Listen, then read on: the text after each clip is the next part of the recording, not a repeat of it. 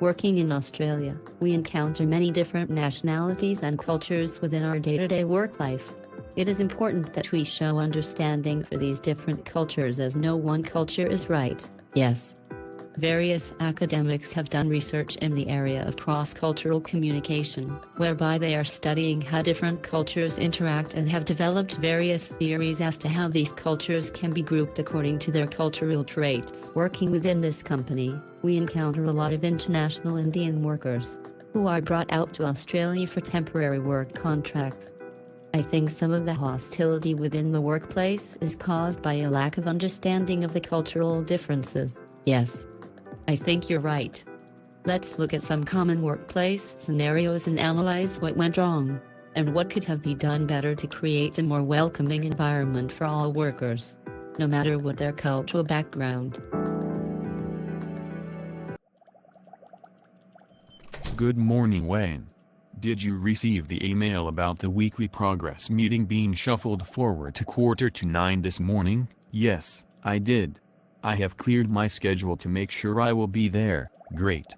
I hope there are lots of positives to be discussed this week.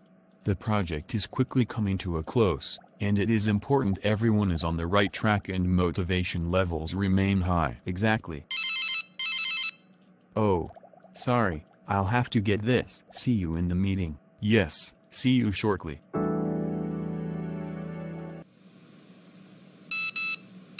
Robert, I saw that today's weekly progress meeting has been preponed. No. It has been moved forward to 8:45 this morning. Please don't be late. Well, I will be finished with my earlier meeting at around 8:30. Then, I will be making my way there. I will see you at 8:45. On the dot. See you. Bye.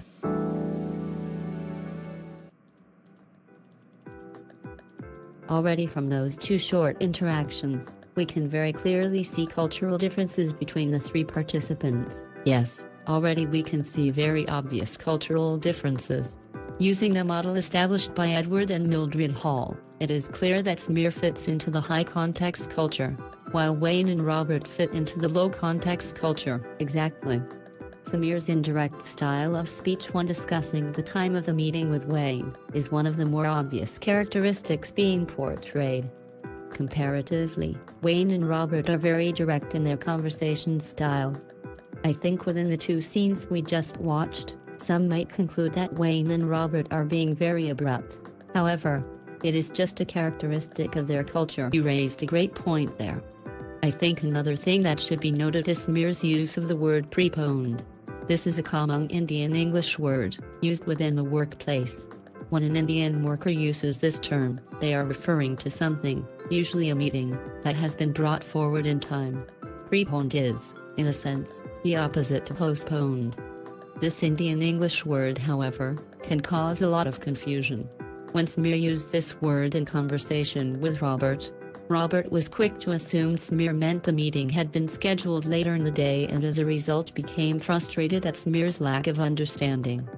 If Robert had been familiar with the Indian English word preponed, this scenario may not have played out the way it did.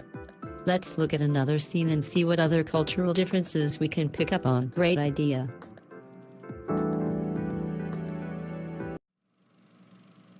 Where is everyone?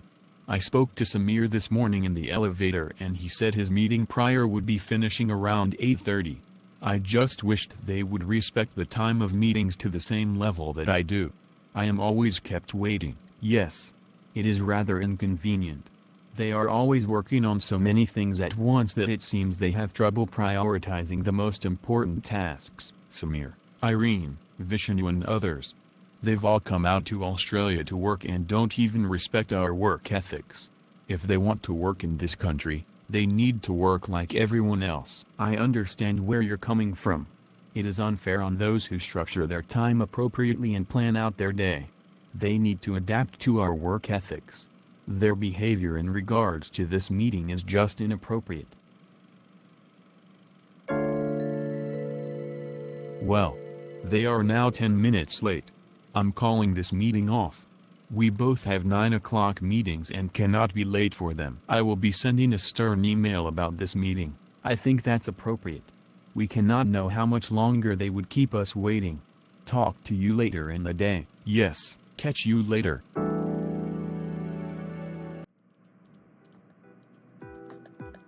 Well, even without the Indian culture being present in that scene, we were able to see cultural differences in relation to their views about time. Exactly. It was very easy to pick up the difference between monochronic and polychronic cultures. Wayne and Robert, being the only staff members to attend the meeting, showed characteristics of monochronic cultures. Wayne and Robert were both strict in observing time commitments and portrayed an emphasis to promptness, whereby they deemed it rude to be kept waiting. These characteristics are just some that tie both Wayne and Robert to the monochronic culture in regards to time. Samir and his Indian co-workers, however, did not fit into the monochronic culture. Instead, Samir and his Indian co-workers fall into the polychronic culture. This culture has less emphasis on promptness, with time commitments being kept where possible. However, it is not a priority of this culture.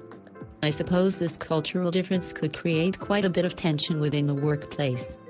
While the Australian workers are very diligent with attending meetings and their start time, the Indian workers are more relaxed with their approach to time and may not always attend meetings on time. Exactly. It is important that employers and employees are aware of this cultural difference when engaging in a multicultural workplace. If both parties were aware of this difference, perhaps they could be a little more understanding and implement meeting arrangements that adapt to the characteristics and ideas surrounding time of both cultures. That is a very good point. It takes initiative from both cultures to create a harmonious workplace. Let's keep watching. Hello Irene. Do you have a minute? Yes, I am currently between tasks. What is the matter? Robert and I were both very disappointed by the fact that no one from the development team turned up to the weekly progress meeting this morning. Whatever were you doing that was more important than the weekly progress meeting? Well, I was trying to finish all the work you have assigned. I was making great headway with the project and thought I should stay put with what I was doing, and then arrange to meet to discuss this week's progress later in the day. You cannot just be making these decisions yourself. You must respect timelines when they are assigned. I know there is a lot of pressure placed on you, but you need to understand what is of highest importance and make that a priority. I do not see how what I did was wrong. I would have caught up to discuss this week's progress later in the day, and most probably would have had the project near completion. Is that not better for you? To have a slight delay on the meeting but having a checkpoint reached? I don't understand sometimes. You just need to respect the ways of this workplace a little more. I cannot keep making allowance for your stubborn work ethic. This needs to change. I am always trying to fit into the work ethics of this workplace. I am sorry my actions were viewed as wrong. Others also missed the meeting, so it is not all my doing. I must go now. Please do not miss another weekly progress without notice. Goodbye. Apologies. Goodbye.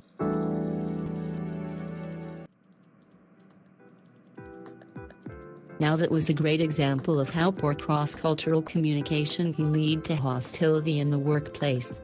Yes, let's not get too carried away though. I think if we switch to analyzing this scene through the Lewis cultural model, we may be able to see more cultural differences between Irene and Wayne. That's a great idea.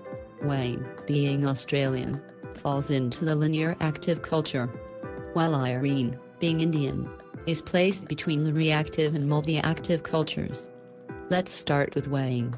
During this discussion with Irene, he seemed very job-orientated, with a high regard for punctuality and schedules. This was particularly shown through Wayne stressing how important attendance at the weekly progress meeting was, and also how disappointed both he and Robert were in regards to the nil attendance. Additional to this, Wayne seemed to dislike losing face, portraying very little emotion apart from his tone showing irritation. And how about Irene? What characteristics of the reactive and multi-active cultures did you think she portrayed? I think you're right about Irene falling between the reactive and multi-active cultures. She showed characteristics of the multi-active culture, including having ready excuses when in trouble, focusing on several things at once and being very unpunctual, especially in regards to the weekly progress meeting. Additional to this, Irene was quick to change plans while working on several things at once. Instead of following the plan and assigned timelines strictly, as Wayne had expected, Irene took it upon herself to reevaluate the timeline and delay the meeting to allow her to work longer on the task at hand. One aspect of the multi-active culture that she did not align with, however, was the extensive use of body language. Instead, Irene was more in line with the reactive culture in this respect, using only subtle body language. You raised some good points there. It's interesting how some nationalities fall perfectly into categories within theoretical models, while others fall between two categories. I think this reinforces the fact that cultural differences are not black and white and require understanding from both parties involved. Exactly. Let's keep watching to see how the final scenario plays out. Samir, I am so annoyed. I felt so disrespected today. Why? What happened to make you feel this way? I thought we were making great progress with the project today. Yes, that is just it. I thought we are making great headway on the project this morning, so continued working, and as a result did not attend the weekly progress meeting. This afternoon, however, Wayne came up to me and told me he was disappointed that no one attended the meeting, and seemed to look past the point that we did not attend because we were making great progress with the project. I see. Yes, the management team does not seem to understand that when they place so many tasks on us to do at once, we work through them in the way we see most productive. Exactly. They must think we are superhumans or something. We cannot do everything at once. Sometimes they need to learn to wait or adapt to our work ethics. They always say we have to adapt to this country, yet they do nothing to make us feel that the work we produce for them is successful. We are trained in a certain work practice, and if they want to use us as workers, perhaps they should adapt to their employees' needs a little. Sometimes I wish I could do this work back home in India, where everyone has the same work ethics. Yes, but you must remember that working out here in Australia is providing for your family back home in India. You are out here trying to better their lives. Perhaps we could talk to Wayne and Robert to have these issues addressed a little better. I don't know. I don't know if they would actually listen to our opinions. They appear very strong about us being the ones who must adapt. They have no consideration for others. I suppose it is worth a try though.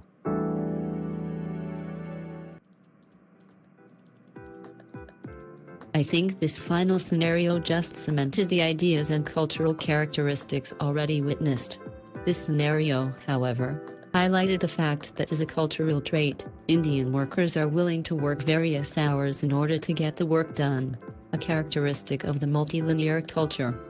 The emphasis on close personal relationships aided the justification for the Indian culture to be labeled a high-context culture. The fact that Irene felt more comfortable discussing her ill feelings towards management with Samir showed that she regards personal relationships more highly than work relationships. She obviously feels a closer connection with Samir than she does with those in management positions. I think your analysis is correct.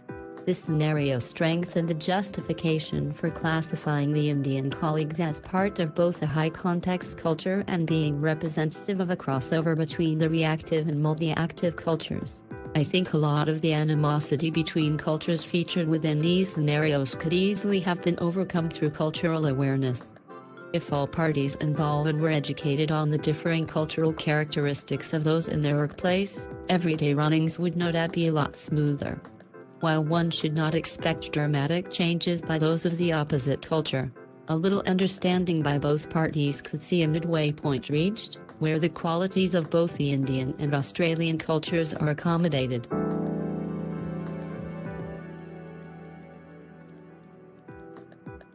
Well, it was great discussing cross-cultural communication within the workplace with you today. Hopefully our discussion has sparked some ideas as to how issues within the workplace relating to cross-cultural communication may better be addressed. Yes. Hopefully scenarios analyzed have clearly shown how cultural difference is normal, and is just an aspect of the multicultural workplace that must be addressed. I think it's important to erase the ideology of one cultural practice being correct, and instead changing the mindset to be accepting and accommodating of cultural difference. Exactly. A little change by all involved can make a very big difference in the workplace dynamic. I'll catch you around the office. See you around.